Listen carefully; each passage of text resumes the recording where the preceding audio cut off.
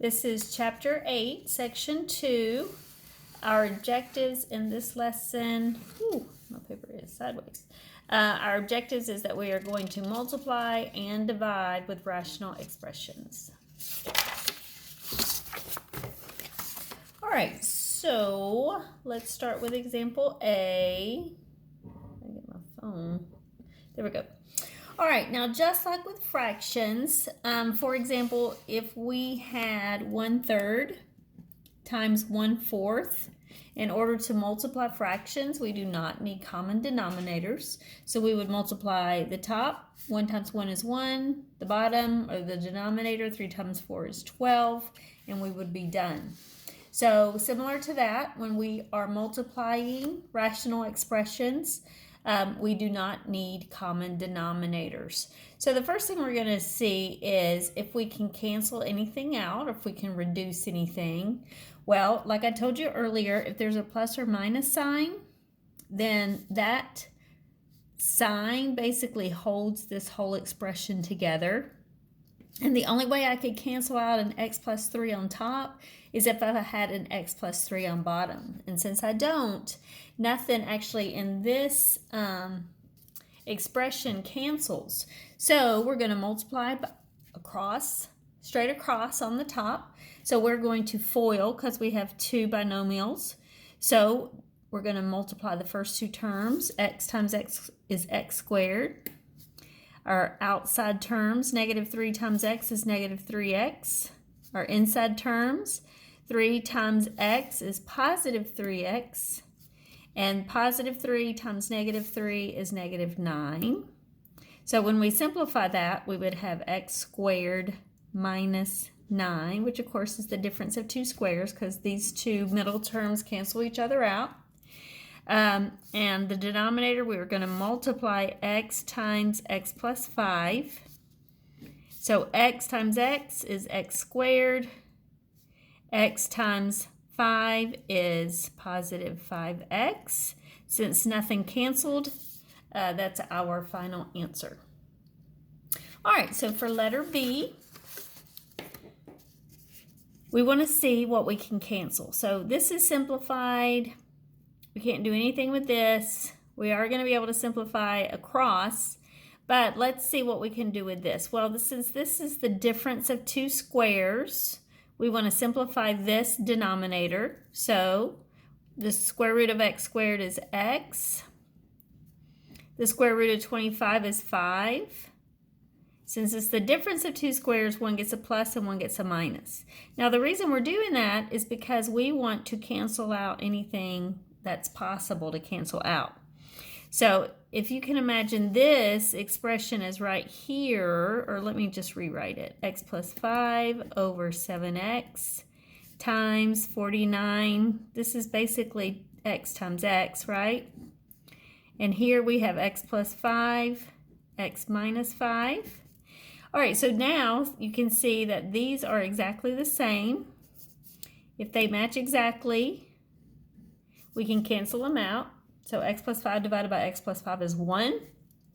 Now this way we can divide, since these are not held together by a plus or minus, we can cancel out the terms and then we can cancel out the variables. So can we divide 49 and 7 both by 7? Well, 7 divided by 7 is 1. 49 divided by 7 is 7. I have two x's on top. X squared divided by x. This one goes away.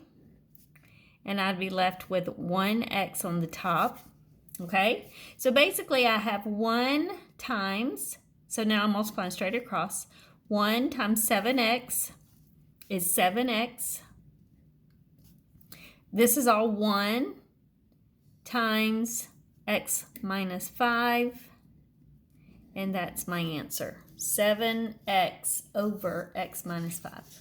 I have multiplied those rational expressions. Letter C, I'm going to simplify everything I can possibly simplify and then see what cancels. All right, so let's look at this trinomial. Can I think of two numbers when I multiply, I get positive 12, but when I add them, I get negative 7? This tells me the two signs are the same, and this tells me the sign of both numbers is negative. So the two factors I'm thinking of are 3 and 4. So I'm just going to rewrite it over here. So on the top I have x minus 4 and x minus 3. Negative 4 times negative 3 is positive 12. And negative 4 plus negative 3 is negative 7. All right, so I'm going to put that over. Let's see what we can pull out of both of these terms. Both of these terms are divisible by 2. So 2x divided by 2 is x. And 6 divided by 2 is positive 3. All right, now I'm ready for the second factor. So this is the difference of two squares. This is a perfect square. This is a perfect square. There's a minus sign between them. So the square root of x squared is x. The square root of 4 is 2. Since it's a minus sign here, one gets a plus and one gets a minus. So I'm done with that one. And now finally the bottom, the denominator of the second factor, I want two numbers that multiply to give me negative 8, but add to give me negative 2. This tells me the signs are the same, and this tells me the sign of the bigger number is negative. So I know that negative 4 times positive 2 is negative 8, and negative 4 plus 2 is negative 2. All right, so now I have simplified every one of these individual expressions. Now I want to see what factors out. Well, remember you can cancel up and down, and you can cancel diagonally because this is our multiplication sign. All right, so first of all, x minus 4. Do I have an x minus 4 on the bottom? Right here. So x minus 4 divided by x minus 4 is 1. Here I see x minus 3. There's not an x minus 3 on the bottom. Here I have an x plus 2, and there I have an x plus 2. So those will cancel each other out. And it looks like that's all that will cancel out at this point. So on the top, I'm going to multiply straight across x minus 3 times x minus 2. Now I could FOIL that, but I don't have to. It's not necessary at this point. I'm just multiplying straight across. So it's x minus 3 times x minus 2. I just put those together. And on the bottom, this is all 1 times 1, which is just 1, and all I have left on the bottom is 2 times x plus 3. Now I could use a distributive property if I wanted to, but I don't have to. So Hawks is a little forgiving in this section. If you FOIL that and use a distributive property and put that answer in, Hawks should take it. If you leave it just like it is right now, that's also the correct answer. All right, so then the next type of problem we see are division problems. So if you have a fraction divided by a fraction, remember our rule is to keep, change, flip. We're going to keep the first fraction like we see it. We're going to change division to multiplication, and we're going to flip that second fraction. Well, that's true, even if it looks complicated with all these rational expressions like letter A here. We are still going to keep, change, flip. All right, so before we flip, change, flip, let's go ahead and simplify everything. So the numerator of the first expression is the difference of two perfect squares. So I'm going to go ahead and break that down. The square root of a squared is a. The square root of 49 is 7. Since this is the difference of two squares, one gets a plus and one gets a minus. Now if I FOIL this, I go back to what I started with. All right, so on the bottom, I'm just going to think of that as 12 times a. Sometimes that'll help me, sometimes it won't, but when I separate it like that, sometimes it's easier to see if something cancels. All right, so I'm still going to write the problem the way I see it before I keep, change, flip. Now, let's think of two numbers. Can you think of two numbers when you multiply, you get 7, and when you add the same two numbers, you get 8? Well, the only two factors of 7 are 7 and 1. And does 7 plus 1 equal 8? Yes, it does. So, our two factors are 7 and 1. Of course, I could write plus 1 and plus 7 there, and I'd get the same answer. It doesn't matter. And in the denominator, I have 18a. So now that I've simplified everything individually, now I'm going to keep, change, flip. So on the top, I keep the first fraction or ratio of rational expressions like I see it. On the bottom, I'm going to go ahead and separate my a's. It doesn't matter if you do that, but sometimes it helps you see that something will simplify. Now I keep change. Now flip this. So 18a comes to the top. A plus 7. A plus 1 is on the bottom or in the denominator. Now let's see what will simplify. Well, if it's in parentheses, it has a plus sign between it. Remember, it keeps that whole thing together. So I have exact expressions right there. Those cancel each other out. These obviously don't.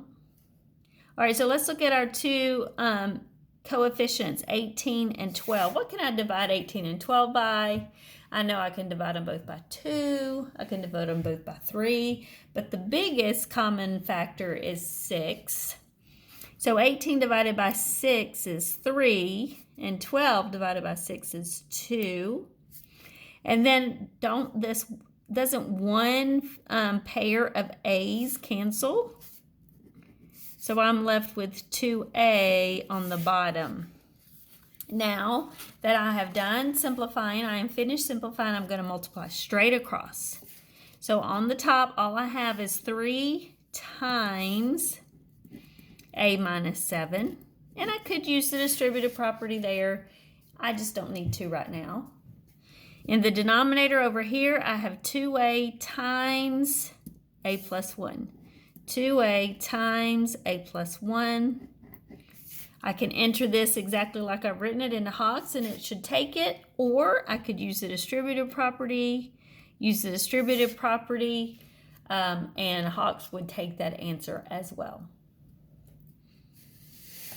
All right, so now I've given you 3 practice problems. I've also provided the answers to you. So here are the answers.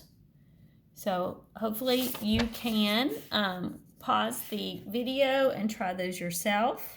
And I'm going to go ahead and work them out. So if you want to pause the video and try them and see if you get the right answers. All right, so for the first one, I'm going to break down every individual expression when possible. So the numerator of the first factor, I see those are the difference of 2 squares. So I'm going to break it down. What's the square root of x squared? Square root of x squared is x and x. Square root of 25 is 5 and 5. Since it's the difference of 2 squares, one gets a plus, one gets a minus. The denominator cannot be simplified. It's just 25. All right, now the second factor, 5, is just a 5. Here I can write literally x plus 5 squared. That means x plus 5 plus x plus 5. There we go. Now I have simplified everything as much as I can. Now I'm going to see x plus 5 can be canceled out.